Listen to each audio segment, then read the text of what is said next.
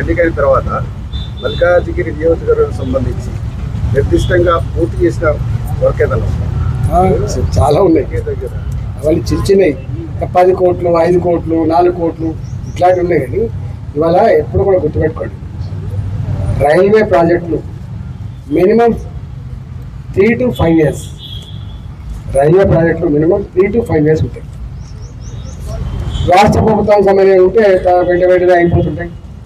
కాకపోతే ఏంటంటే ఈ పనిచేసిన వాళ్ళకు డబ్బులు రావట్లేదు అనేటువంటి భయంతో టెండర్లకు కూడా రాని పరిస్థితి ఉన్నది.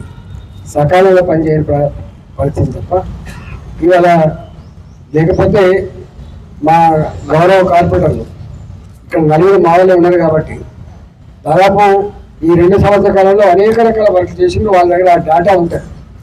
నేను స్వయంగా ఒక ఎంపీనై ఉండి కూడా మనకు 2 పనులు ఉంటాయి. ఒకటి రాష్ట్ర ప్రభుత్వం, కేంద్ర ప్రభుత్వం.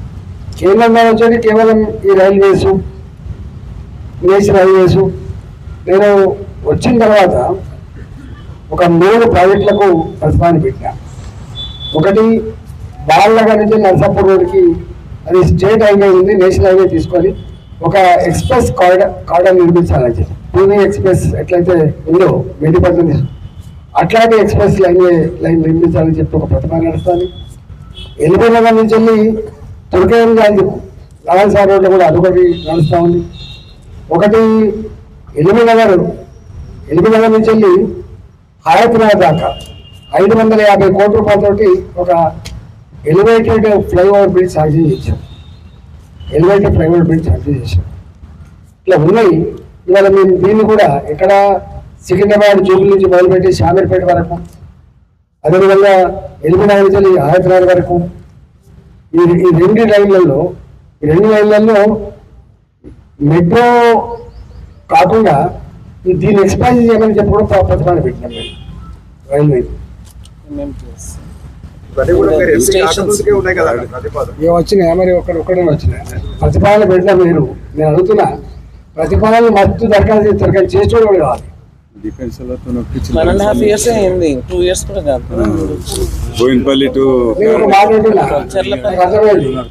మరి శిలాపలకాలు వేసిన తర్వాత కూడా ఎందుకు కాలేదు?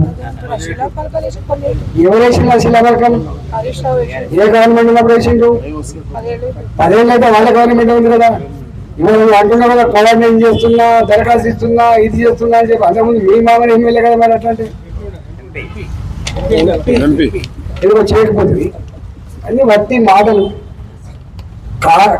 కాళ్ళు తంగలు తండ్రి అంటారు, మాటలు కూడా తాడితే కానీ కాళ్ళు తంగలు తండ్రి అంటారు. కొత్త వచ్చింది ఉంటారు, ముందు తెలుస్తుంది.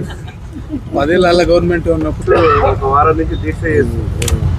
ఆ విలీనం కాకుండా మీరే అడ్డుపడుతున్న ఆరోపిస్తుంది. అయితే ఒక మాట ఏంటంటే, ఒక కంటోన్మెంట్ కాదు ఇది, దేశవ్యాప్తంగా కంటోన్మెంట్. ఒక సికింద్రాబాద్ కంటోన్మెంట్ కాదు కదా. కేంద్ర ప్రభుత్వం పాలసీ మ్యాటర్ తీసుకుంటుంది.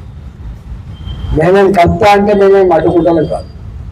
కానీ మేము చేయగలిగే, మేము కోరగలిగే ఒకటి ఉంటే కోరినది. ఎన్నికలు లేక 5 ఏళ్ళు అవుతున్నాయి. తక్షణమే ఎన్నికలు నిర్వహించండి, పాలక మండలిని మాత్రం పునరుద్ధరించండి, లేకపోతే అది ఇబ్బందులుగా ఉంటాయని చెప్పి నేనే దరఖాస్తు వచ్చాను. 2 సార్లు ఇచ్చాను. మీరు ఈ నియోజకవర్గ పార్లమెంట్ అభ్యర్థి కంటోన్మెంట్ జీఎస్ఎంసీలో విలీనం చేయాలని ఉందా లేదా?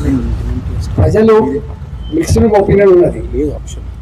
వాళ్ళు ఏమంటారంటే కంటోన్మెంట్ ఉంచండి, ఈ పచ్చదనం ఉండదు, లేకపోతే కాంక్రీట్ జంగంగా మారిపోతుంది.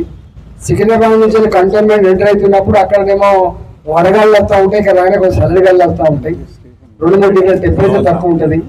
ఈ 20 ఫ్లోర్లు 30 ఫ్లోర్లు ఏం కాంక్రీట్ జంగల్ అది, ఇంత ప్రశాంతం లేకుండా చేస్తారంటే కూడా ఉన్నారు. ఇక్కడ రకరకాలు ఉన్నాయి ఒపీనియన్, ఒక రకంగా లేదు. బస్సులలో వాళ్ళు అనుకోండి, మాకు చేయమని అంటారు.